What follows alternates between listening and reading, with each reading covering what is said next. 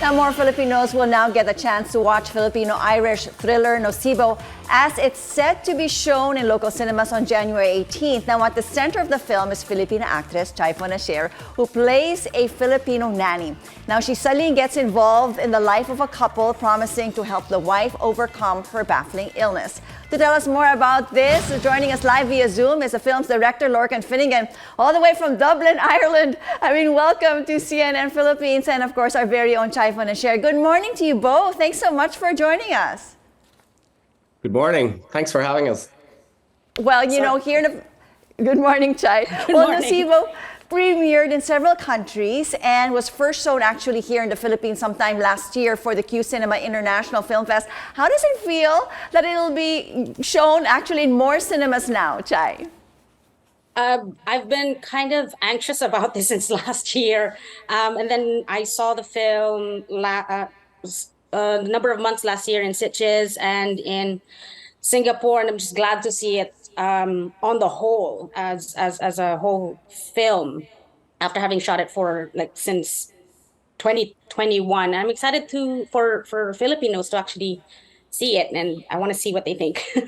Well, actually it's been receiving good reviews here and there. Lorcan, can you share with us actually maybe the story of Nocebo, possibly the concept of Nocebo, and how it ties in to this film? It's quite something to forget. Yeah, so story's about a fashion designer who's played by Ava Green, who's suffering from a mysterious tick-related illness. And her business is kind of suffering, and she has a young daughter and very sort of hectic life. So one day when this nanny turns up on her doorstep offering help, she allows her in because she's one of her symptoms is sort of memory loss, and she doesn't really remember having hired her, but she also thinks maybe she did, and she invites her into her home, and Diana, played by Chai, uses traditional folk healing remedies to get to the bottom of what's really bothering Christine, which is much more of a deep psychological problem. I love the fact that you have this whole Filipino theme happening. How did you think about including the Philippines in this film? Well, we started by researching into placebos and nocebos and how they're related. Me and the writer Garrett Chanley, how we saw how they were related to consumerism, to capitalism, colonialism, and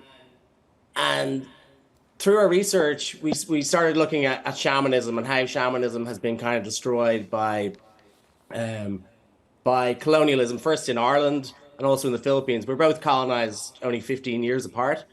And then we were looking at how shamanic practices are still used as a positive, and what countries shamanic practices were still being used in, and that led us to the Philippines.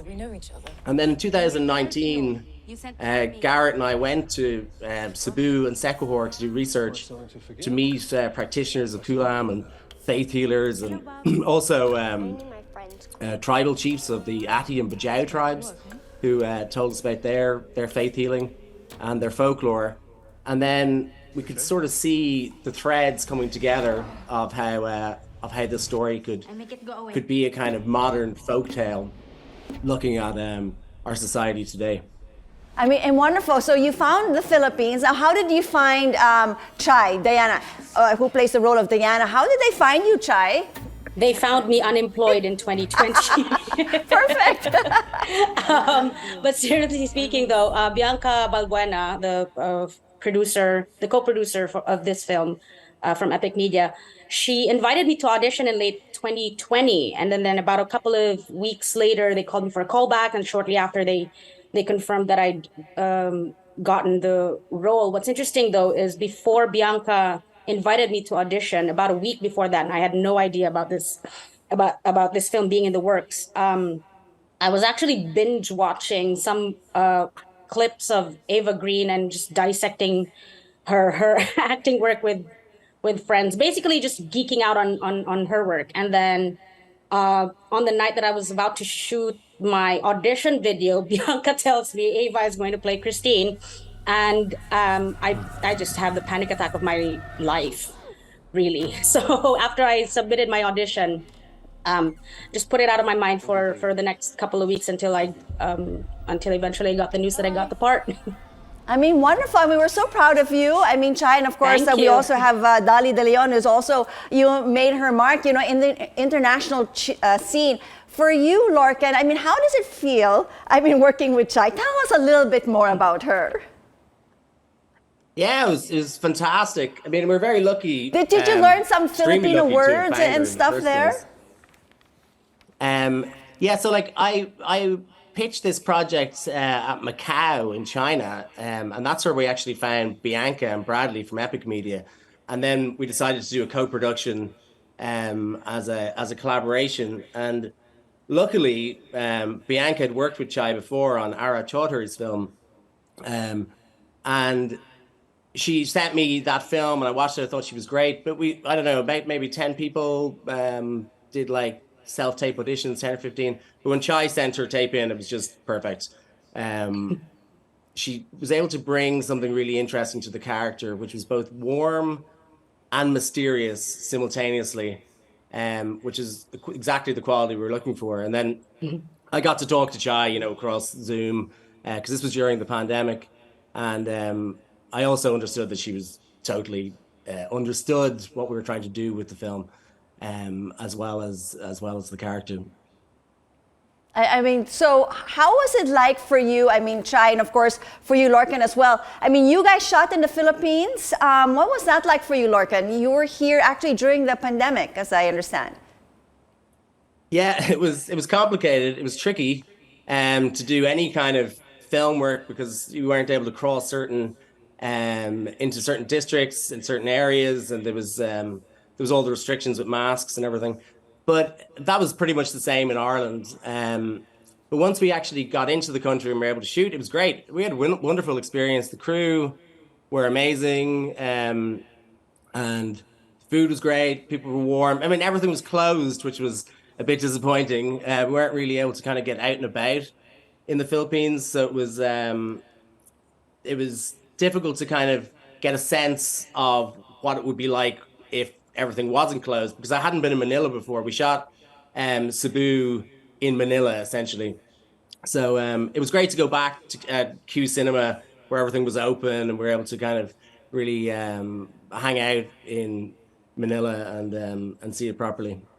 And for you, Chai, as well. I mean, you did shoot it in Ireland. Was that right? You Yes. ended up shooting some scenes over there. But also, like shooting in Manila, how were you able to research on all of these rituals that we do have here when it comes to our mangkukulam?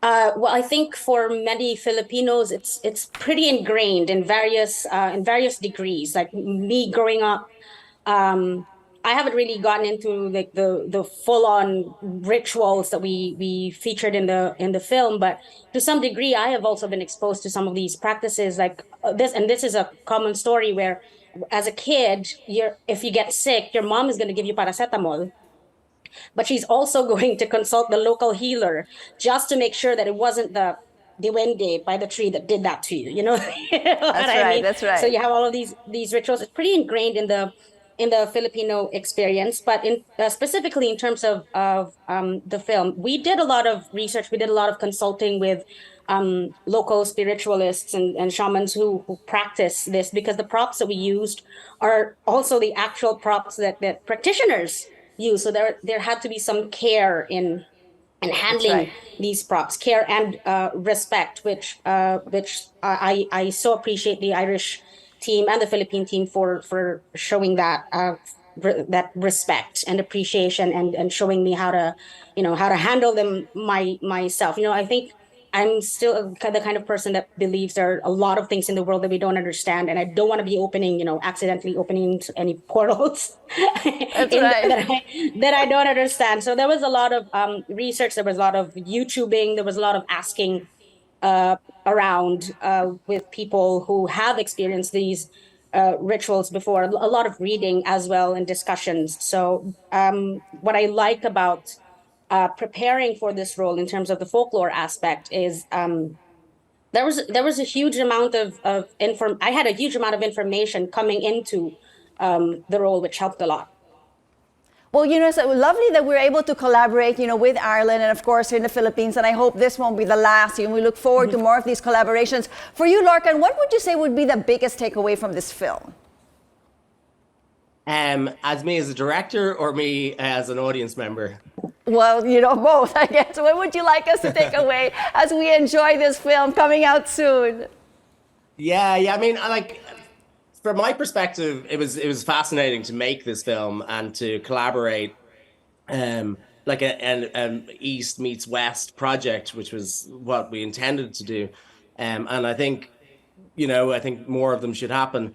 But from an audience's point of view, I think the film is exciting. It's a mystery thriller with some supernatural elements, but it's also has a socio-political commentary. And I think they'll understand more after you've seen the film and pay attention to the closing credits.